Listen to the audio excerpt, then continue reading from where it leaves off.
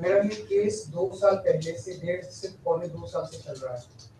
17 अगस्त को 2022 को सीबीआई की पहली केस फाइल हुआ था और 22 अगस्त 2022 को पीसीआर फाइल हुई थी ईडी। मुझे गिरफ्तार किया गया है। ना तो किसी कोर्ट ने मुझे दोषी करार दिया है, ना मेरे ऊपर कोई मुकदमा चला है, ना मेरे ऊपर कोई आरोप तय हुए हैं, ना मेरे ऊपर कोई आरोप तय हुए हैं। अभी तक इस केस में सीबीआई 31,000 पेज फाइल कर चुकी है कोर्ट में और 294 विटनेसेस को एग्जामिन कर चुकी है। ईडी लगभग 162 विटनेसेस को एग्जामिन कर चुकी है और 25,000 पेजेस फाइल कर चुकी है। इन सारे विटनेसेस और सारे कागजों को मिला के मुझे क्यों गिरफ्तार किया गया है? मेरा नाम सीधे सीधे 4 स्टेटमेंट्स में आता है, वो मैं आपके सामने रखने की इजाजत चाह रहा हूँ। तो मेरा चार्ज क्या आता है? पहला, सी अरविंद मनीष सिसोदिया जी के सेक्रेटरी थे। उन्होंने ये कहा है, स्टेटमेंट दिया है कि एक दिन मेरे घर में मेरी मौजूदगी में मनीष सिसोदिया जी ने उनको कुछ एक्साइज के डॉक्यूमेंट्स हैंड ओवर किए। That's it madam.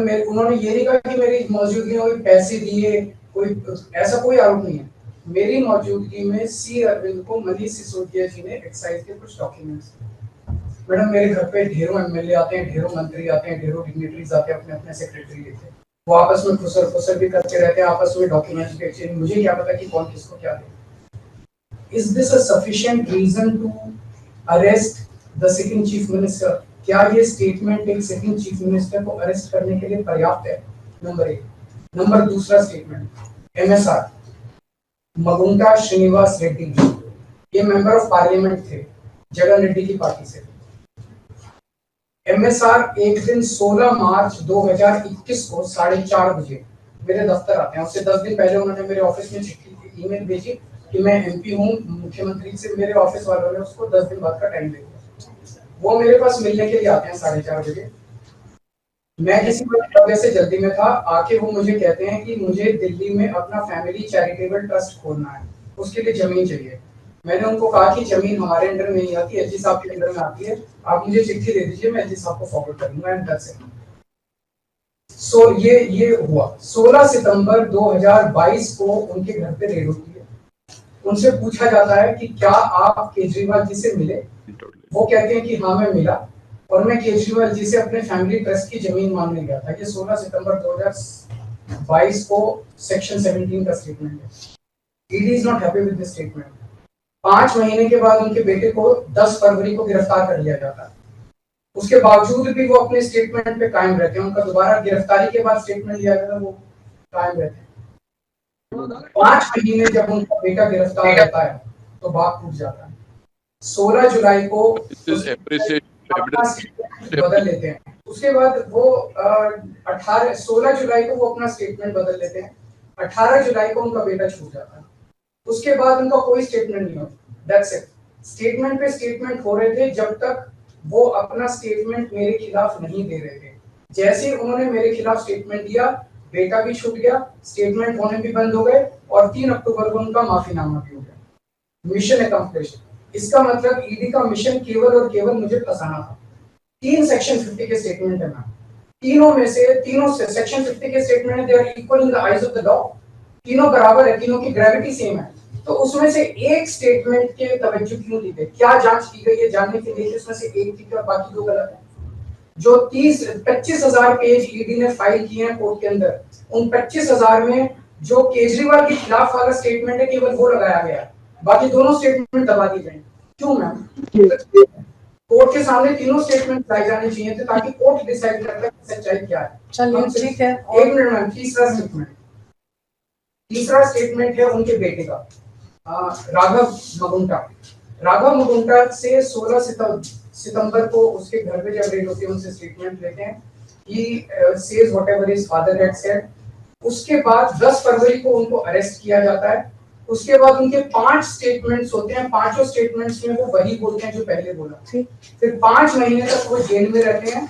उसके बाद जब 16 जुलाई को उनके पिताजी स्टेटमेंट बदलते हैं तो 18 जुलाई को उनको छोड़ दिया जाता है। तो 7 स्टेटमेंट्स उनके हुए, 6 में वो मेरे खिलाफ नहीं बोलते, 7वें में जैसे ही मेरे खिलाफ स्टेटमेंट देते हैं उनका उसके बाद कोई स्टेटमेंट नहीं होता, उनको जेल में कर दिया जाता है, उन्हें माफीनामा दे दिया जाता है। तो जो 6 स्टेटमेंट्स हैं ये रिकॉर्ड पे नहीं लाए जाते। चौथा है शरद रेड्डी। शरद रेड्डी के केस में 16 सितंबर को उसको अरेस्ट किया गया, 16 सितंबर को उसकी रेड हुई, उसने मेरे खिलाफ कुछ नहीं बोला। 9 नवंबर को उसका स्टेटमेंट लिया, उसने कुछ नहीं बोला। 10 नवंबर को उसकी अरेस्ट हुई, उसके बाद उसके 9 स्टेटमेंट्स होते हैं मैम, 9 स्टेटमेंट्स वो मेरे खिलाफ नहीं बोलता। उसके बाद 6 महीने उसको अरेस्ट करने के बाद 25 अप्रैल को वो टूट जाता है और वो केवल इतना कहता है कि मैं विजय नायर के साथ मिलने सीएम साहब के पास गया था, सीएम साहब जल्दी में थे, सीएम साहब ने कहा कि विजय के टच में रहो, विजय अच्छा लड़का है। मैं केवल ये जानना चाहता हूँ कि क्या ये 4 स्टेटमेंट्स एक सिटिंग चीफ मिनिस्टर को अरेस्ट करने के लिए मैम 2 मिनट दे दीजिए कि ये पर्याप्त है? नंबर 1।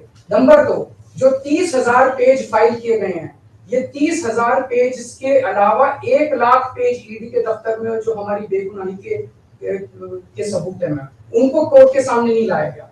ये दूसरी बात मैं ये कहना चाहता हूँ, ये शराब घोटाले का पैसा आखिर है कहाँ, जो शराब घोटाला कहा जा रहा है? मैम ये आरोप लगाया जा रहा है कि 100 करोड़ रुपए किसी साउथ लॉबी ने शराब की हमने पॉलिसी बनाने के लिए, हाँ जी आम आदमी पार्टी, मैम ये जस्टिस संजीव खन्ना का ऑर्डर है। जस्टिस संजीव खन्ना का order ma'am page 22 para 12, the assertion in the complaint filed by DOE that kickback of rupees 100 crore was actually paid by Liquor Group is a matter of debate. Sanjeev Khanna कह रहे हैं, इसका मतलब ये साबित नहीं हुआ, इसका मतलब ये विवादास्पद है, इसका मतलब ये संदेहास्पद है, इसका मतलब इसके लिए सबूत नहीं है। तो जो 100 करोड़ रुपए ये कह रहे हैं कि हम लोगों ने रिश्वत ली, वो रिश्वत तो संदेहास्पद है, उसके तो सबूत ही नहीं है। लेकिन असली शराब घोटाला क्या है? असली शराब घोटाला शुरू होता है ईडी की जांच के बाद। जब ईडी की जांच शुरू हो जाती है, ईडी की जांच के 2 मकसद हैं। एक स्मोक स्क्रीन क्रिएट करना पूरे देश के सामने, आम आदमी पार्टी ने चोरी की है, आम आदमी पार्टी भ्रष्टाचारी है, आम आदमी पार्टी ने शराब घोटाला किया, और उसके पीछे एक्सटॉर्शन रैकेट करना जिसके जरिए वो एक्सटॉर्शन रैकेट करना जिसके जरिए वो पैसे इकट्ठे कर रही है। मैं आपको सबूत दे रहा हूँ। शरद रेड्डी के केस में शरद रेड्डी को बेल 2 वजह से मिली। एक, शरद रेड्डी ने मेरे खिलाफ स्टेटमेंट दिया और शरद रेड्डी ने अरेस्ट होने के बाद 55 करोड़ रुपए का चंदा बीजेपी को दिया, 55 करोड़ रुपए के bonds arrest, so he bought his bail ma'am, he bought his bail. Then now the money trail is clearly established. Ma'am, just last 1 minute. Last 1 minute. The money trail is established, ma'am. उसने अपनी bell arrest होने के बाद 55 करोड़ रुपए का चंदा BJP को दिया, बीजेपी के अकाउंट में सीधा गया, मनी ट्रेल इज एस्टैब्लिश्ड। और यही पूरी जांच का मकसद था। एक तरफ आम आदमी पार्टी को क्रश करना, एक स्मोक स्क्रीन क्रिएट करना, भ्रम का पर्दा, और पीछे से एक्सटॉर्शन करना। Thank you.